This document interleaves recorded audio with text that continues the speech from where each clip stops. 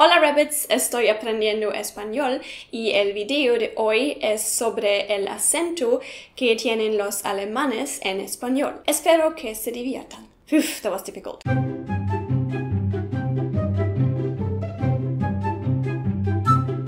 So now again in English, hello Rabbits, Trixie here, and of course today's video is not gonna be in Spanish only. I just figured it would be a nice idea to start a video about Spanish in Spanish. And maybe me, a German speaking Spanish to you, already gave you a little teaser about what's gonna be coming up. Today's video is going to be about the accent that Germans have speaking Spanish. And if you are a Spanish native speaker, you may have already heard that I had quite some struggles going on. Just one last thing, be aware that I am learning Spanish from a Venezuelan. So what I'm going to be teaching you is not going to be like to generalize for all Spanish accent. It's more or less going to be about Venezuelan Spanish. So right now I'm going to present to you what Germans say wrong, or let's say differently, to Spanish native speakers. And to help me a bit with the proper pronunciation, because I'm still not good at it, I'll invite Erick from time to time to join me and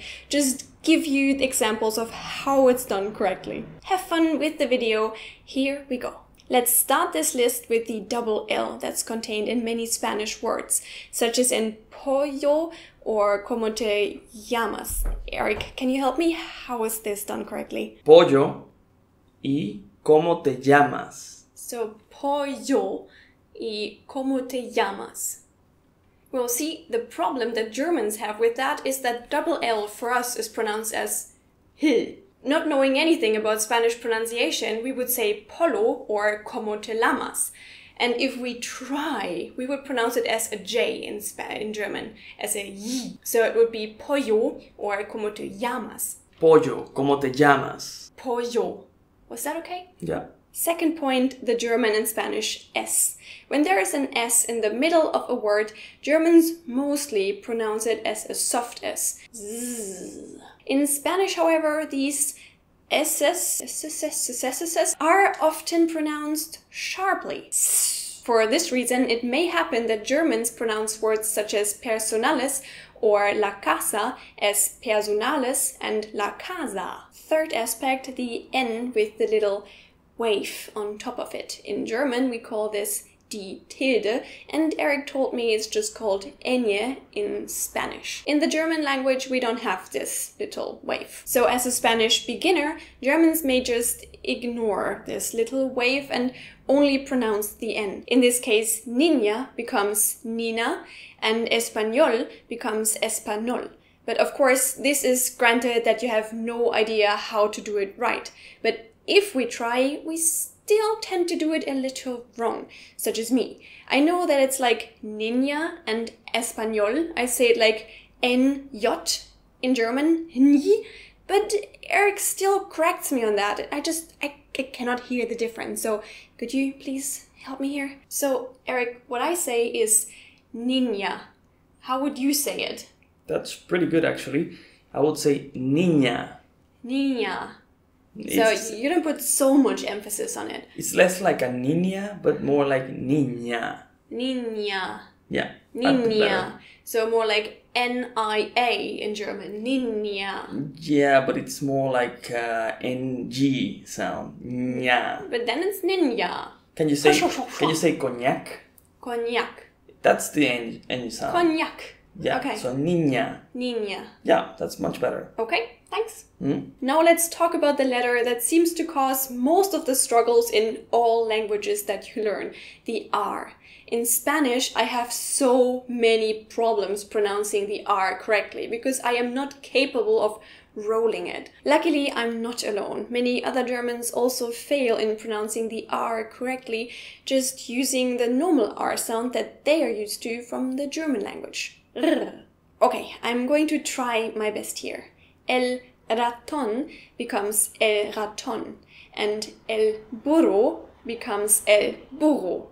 And then there's this other problem with the R in the end of a word, where we just have two struggles with. What I'm speaking about are words such as jugar, where the R is in the end and it's just impossible for me to roll it in the end. So some Germans pronounce it as their usual R, jugar, and others just ignore that there is an R, because what Germans are used to is that if there is an R in the end of a word, it's pronounced as an A or it's not pronounced at all. For example, instead of der Teller, we would say der Teller.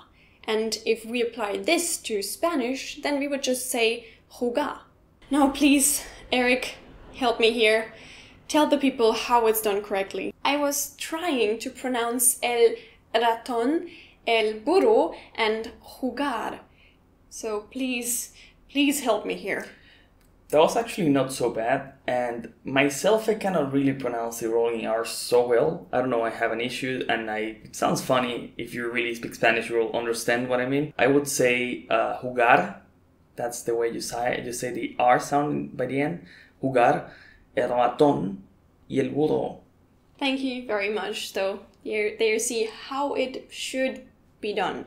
Speaking about jugar, there's another problem with it, and it's the beginning, the J sound being pronounced as something like the in German. Or instead of we may also just say jugo de naranja. Not knowing too much about the Spanish language and pronunciation, a German may just say jugar, because that's what we are used to, pronouncing the J sound as yi. This is not only difficult for us because we are used to another sound of the J, but also because no words in German start with h. There are some starting with h, like in Chemie, but nothing starting with h. So I always struggle when I have to start a word saying h. And then again, the deed is not completely done by noticing that this has to be a h, because it's not actually a h. It's something between a h and a German h, such as jugar, jugar. It's just like a little bit of wind coming out of your mouth. Eric, how on earth is the Spanish J sound pronounced in the beginning of a word? It's not jugar, it's not jugar. What is it? The second one was pretty close, but I think that you're overdoing it a little bit. So it's jugar. That's the sound that you have to do. Okay. Jugar, jadear. So it's, as I said, close to a German H mixed with a little bit of a German CH, such as in so it's like jugar. Is that good? Yeah, that was better, yeah. For me personally, it's a bit easier if the J is in the middle of a word, such as in hijo. You know, I'm just more used to pronouncing a ch in the middle of a word. But then again, there is another problem, because after I or E, Germans normally don't pronounce a CH saying ch. Then it's normally a h. So sometimes I may say hijo instead of hijo, or conejo instead of conejo, which is particularly frustrating because conejo means rabbit, and I want to be able to pronounce that properly. Speaking about hijo, there is another big problem with that, the H. Germans are not used to not pronouncing it. We want to say the H, it's there. Hallo, hier, Hase, holla die Waldfee. There is an H, I want to say it. For this reason, it happens from time to time that I say hablo español, which is then a bit ironic. Next up, the letter C in Spanish. A C can be pronounced as an S in Spanish, but also as a K.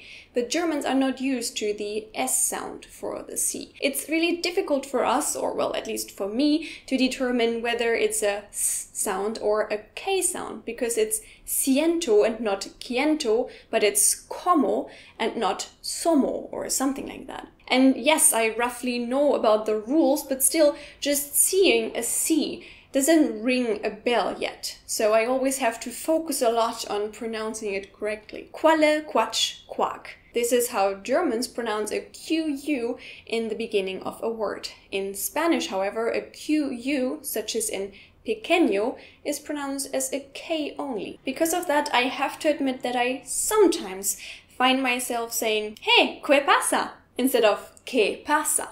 Instantly revealing that I am a German. The next item on my agenda is more of the subtle kind again. It's the Spanish D. I have the impression that the German D and the Spanish D are very similar, but the Spanish D is more behind the teeth. The teeth are more involved.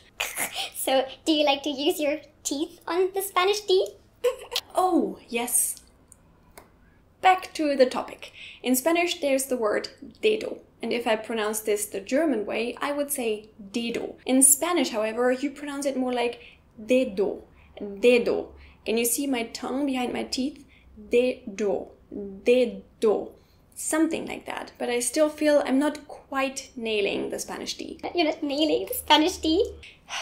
Eric, can you help me with your D? I was just trying to explain how to say dedo, the finger, in Spanish, but I still feel I'm not quite doing it right. Can you help me there? Dedo? Actually, you're doing it completely perfect. You know? Really? Yeah, actually, it's okay. dedo. That's exactly what you're doing right now. Awesome. Maybe you're doing it a little bit like dedo, but you're doing it pretty much. Dedo. Yeah, so that's pretty much. I don't know why you need so much help. Great, I think I have made enough experience with the Spanish D then. Yeah. I'm proud. Yeah. The next topic I want to address are the Spanish vowels. I'm always so confused whether to pronounce them long or short, if it's an O or an O.